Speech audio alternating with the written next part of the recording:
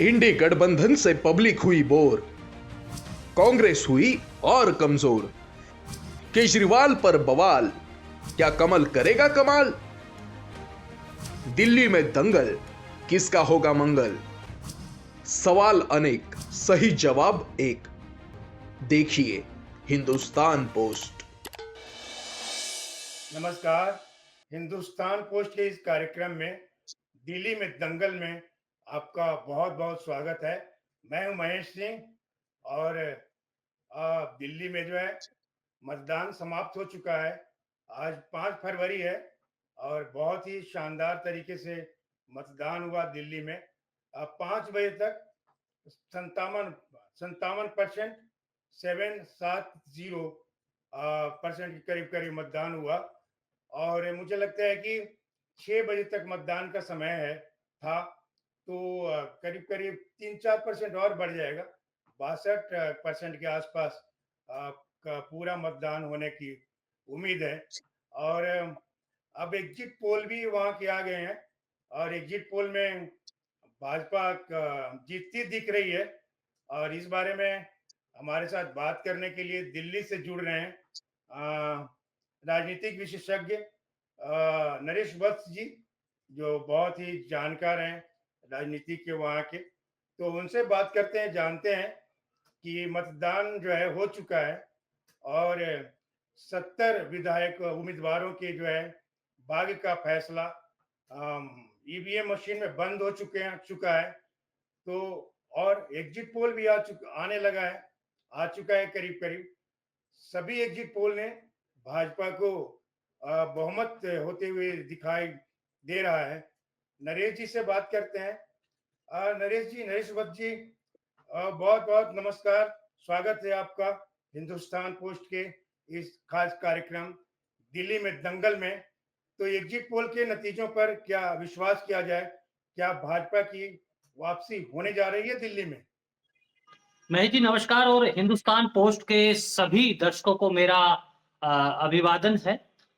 बिल्कुल विश्वास किया जाएगा ही, क्योंकि एग्जिट पोल के जो नतीजे आ रहे हैं और जिस तरह से वसंत ऋतु आई है, उसी तरह से लगता है दिल्ली में भी वसंत आने वाला है।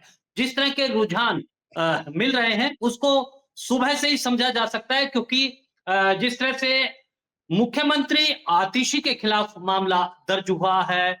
सौरभ भारद्वाज, जो कि ग्रेटर कैलाश की जो सीट है, वहां पर भी उन्होंने पुलिस के साथ वहां पर उनकी बातचीत हुई है। उनका, क्योंकि जिस तरह से कानून व्यवस्था का पूरी तरह से दिल्ली पुलिस ने किया था, व्यवस्था की थी, उस पर कहीं न कहीं सवाल उठने लगे थे।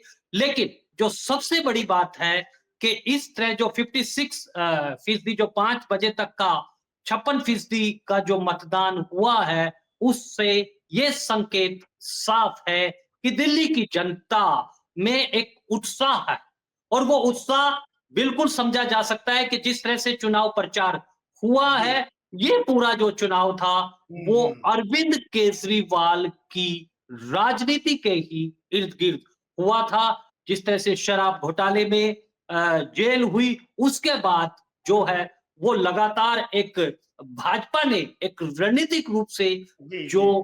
चुनाव प्रचार किया, उसका नतीजा है। नरेश जी, अभी 5 बजे तक जो आंकड़ा है वो 57.70 है वोट का। और ये 6 बजे तक, मतलब 1 घंटे का और मतदान जोड़ लें तो कुछ 62-63 के आसपास जाएगा। ये औसत जो है वहाँ का।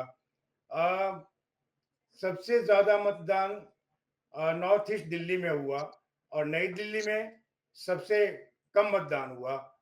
ये क्या कहेंगे आप?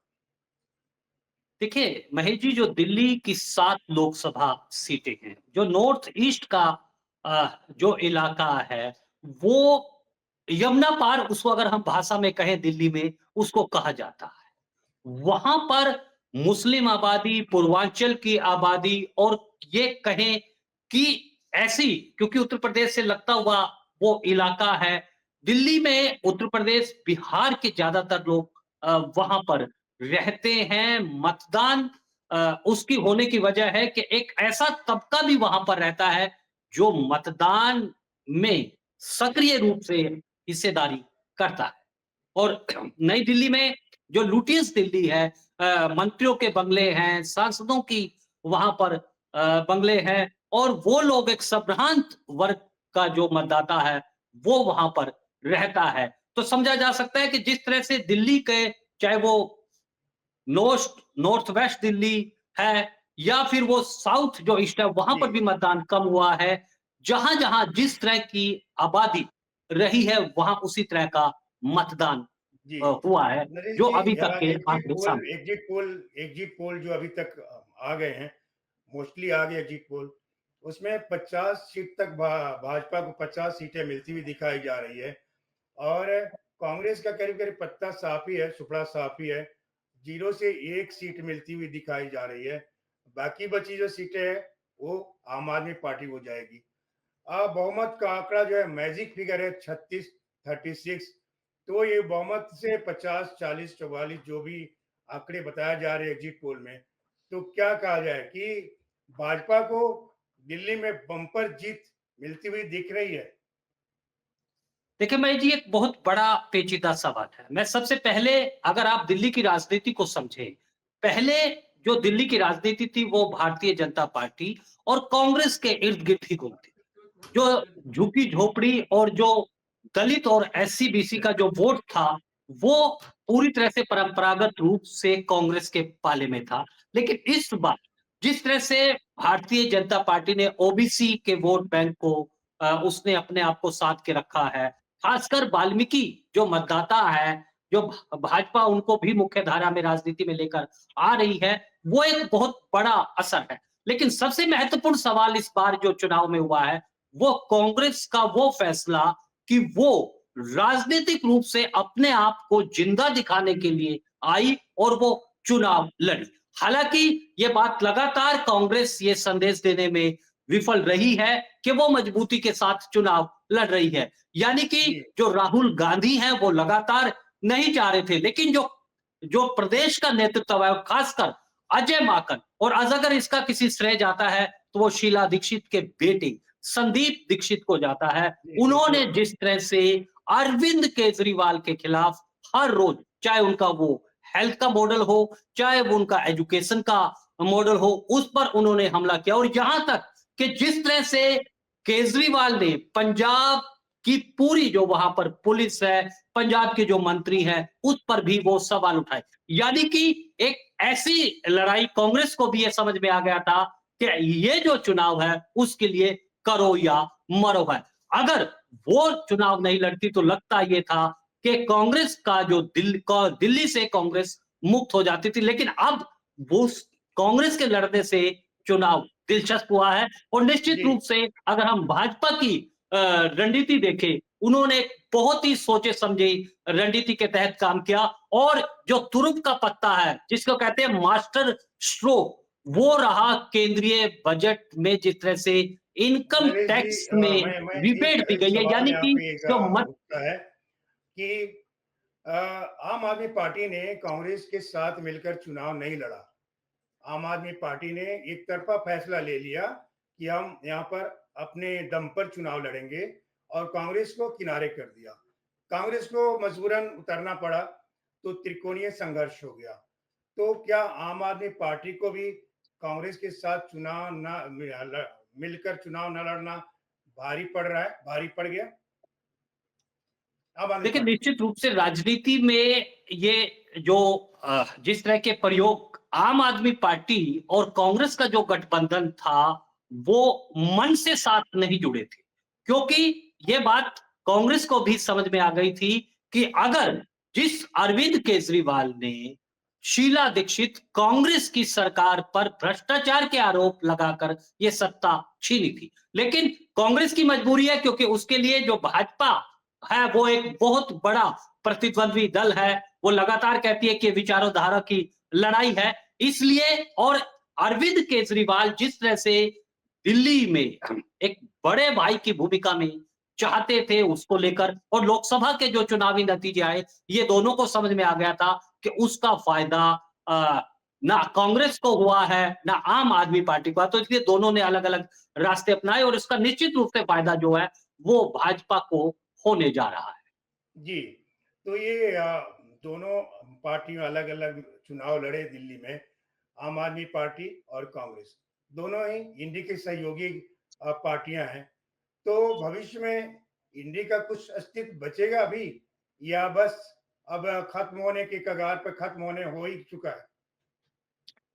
देखिए महेश जी, ये जो चुनाव है दिल्ली के लिए बहुत ही एक ऐतिहासिक चुनाव है, क्योंकि जिस तरह की राजनीति अरविंद केजरीवाल के पिछले 10 सालों में हुई है, ये बात जनता के दिमाग पर बैठ गई थी कि अरविंद केजरीवाल लगातार सारी समस्याओं की जो जिम्मेदारी है वो विपक्षी दलों पर डाल देती है, भाजपा पर डालते रहे हैं और आखिरी वक्त में तो वो कांग्रेस पर भी सवाल उठाए रहते हैं। दिल्ली में जिस तरह से अ, आप ट्रैफिक की बात देखें या पीने के पानी की बात देखें, पीने का पानी जो कई कॉलोनियों में नहीं आ रहा है और लास्ट में जिस तरह से अरविंद केजरीवाल ने ये कहा कि यमुना नदी में भी पानी के अंदर जहर मिलाया गया है, वो लगता है कि उसकी जो रणनीति है, उसकी जो राजनीति है, वो दिल्ली की जनता के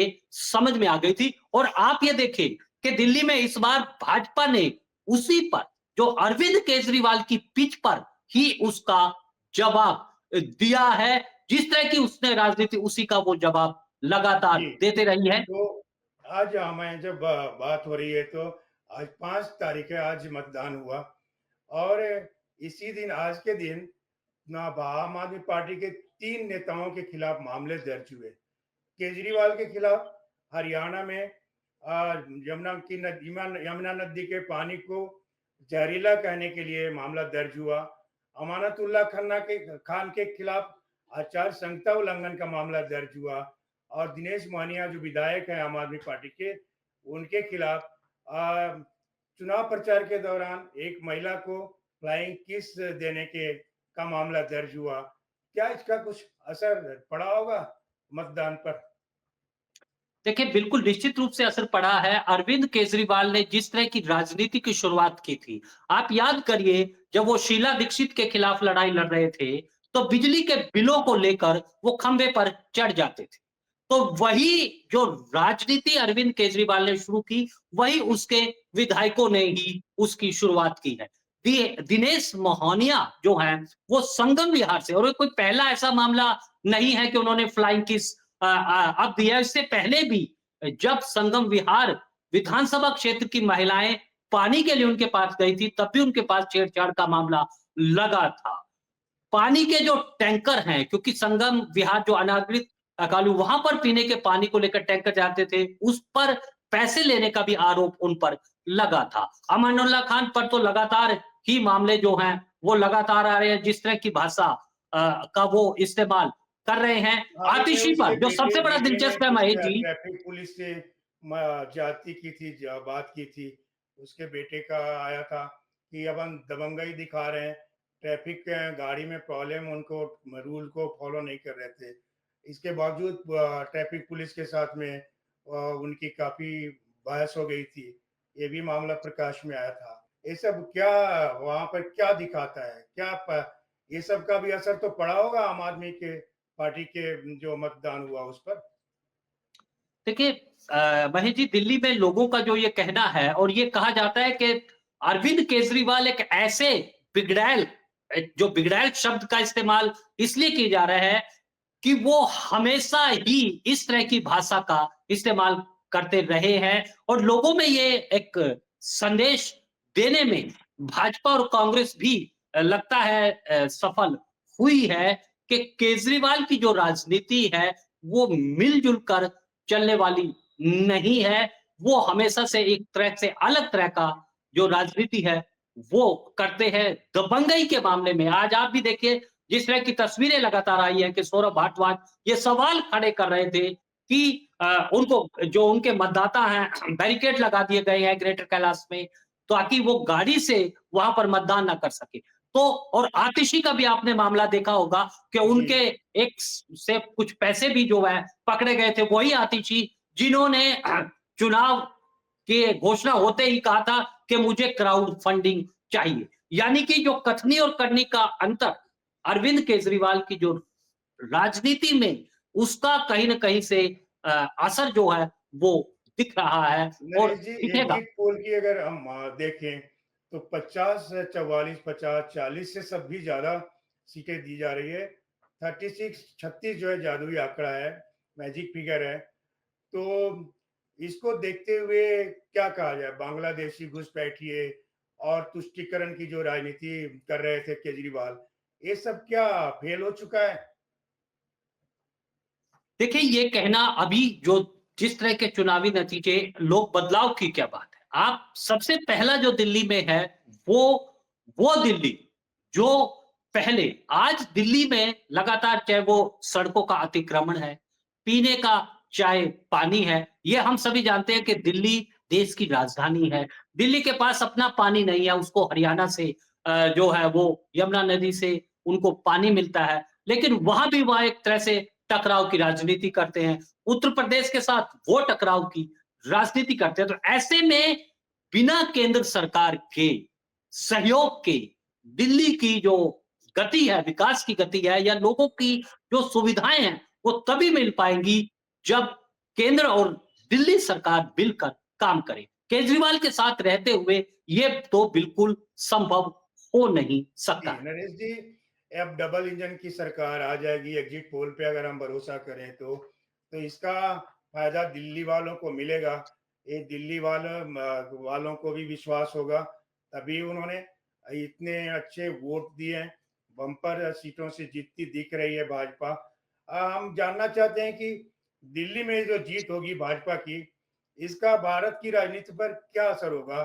क्योंकि इसी वर्ष बिहार में विधानसभा चुनाव होने हैं और दूसरे बीएमसी के यहाँ पे चुनाव होने होंगे महाराष्ट्र में बहुत जगहों पर, महानगर पालिका के। तो इन सब पर क्या इम्पैक्ट पड़ेगा दिल्ली में भाजपा की जो जीत होने जा रही है उस पर उसका? देखिए महेश जी एक ये ऐसा सवाल है जो प्रधानमंत्री नरेंद्र मोदी को और गृह मंत्री अमित शाह को भी बार बार वो कोनता है क्योंकि जब पूरे देश में प्रधानमंत्री नरेंद्र मोदी का जादू चलता है, मोदी की गारंटी काम करती है, आखिर दिल्ली में वो काम क्यों नहीं करती है? ये एक बड़ी चुनौती लगातार बनी हुई थी, लेकिन इस बार भाजपा ने जो रणनीति जो बनाई है, उसने अपनी पिच पर न खेलने की बजाय चाहे वो बांग्लादेशी घुसपैठियों का मुद्दा हुआ, रोहिंग्या का उठा जरूर, लेकिन वो मुद्दा बन नहीं पाया। मुद्दा बना वही बिजली, पानी और अरविंद केजरीवाल की अराजकता वाली वो नीति। और जिस तरह से लगातार अ, भाजपा ने जो जे क्लस्टर में झुग्गी झोपड़ियों में जाकर जो प्रवास वहां पर किया है, उनको अपने साथ साधने की कोशिश की है। यानी कि भाजपा की रणनीति ये थी कि अरविंद केजरीवाल की जो ये मुफ्त बांटने की रेवड़ियां दी गई हैं, दिल्ली की जनता को ये भरोसा दिया जाए जो प्रधानमंत्री ने बार बार कहा है कि जन कल्याणी योजनाओं को बंद नहीं किया जाएगा। और जो दिल्ली प्रदेश बीजेपी के नेता थे उन्होंने अपने केंद्रीय नेतृत्व को यह बता दिया था कि लोहे को लोहा ही काटता है। जी, केजरीवाल की नरेश जो जी, राजनीति है, तो मुफ्त की ये राजनीति बहुत बड़ी उसको जीत होगी नरेश जी भाजपा के लिए। ये दिल्ली जीतना बहुत बड़ी जीत होगी। डबल इंजन की सरकार जब बनेगी दिल्ली में और सेंटर में, तो दिल्ली वालों को भी बहुत फायदा होगा। मोदी की गारंटी पर दिल्ली वालों ने भरोसा किया और इसी तरह इसी वजह से भाजपा की जीत होती दिख रही है एग्जिट पोल में। 50 सीटें तक 70 में से 50 सीटें भाजपा को मिलती हुई दिख रही है और कांग्रेस को तो वैसे ही अपनी जमीन बचाने की लड़ाई लड़ रही है। मुश्किल हो रहा हो है। एक सीट भी मिल जाए तो शायद कहा नहीं जा सकता। और आम आदमी पार्टी को बहुत बड़ा नुकसान होने जा रहा है, दिल्ली में बहुत बड़ा झटका लगने जा रहा है। हालांकि अंतिम फैसला 8 फरवरी को होगा, जब मतों की गिनती होगी। तब विधायकों के उम्मीदवारों के भाग के साथ ही पार्टियों के भाग का भी फैसला हो जाएगा, तब तक हम इंतजार करते हैं और दिल्ली में दंगल कार्यक्रम को हम विराम देते हैं। फिर मिलेंगे अगले प्रोग्राम में, तब तक के लिए नमस्कार। नमस्कार।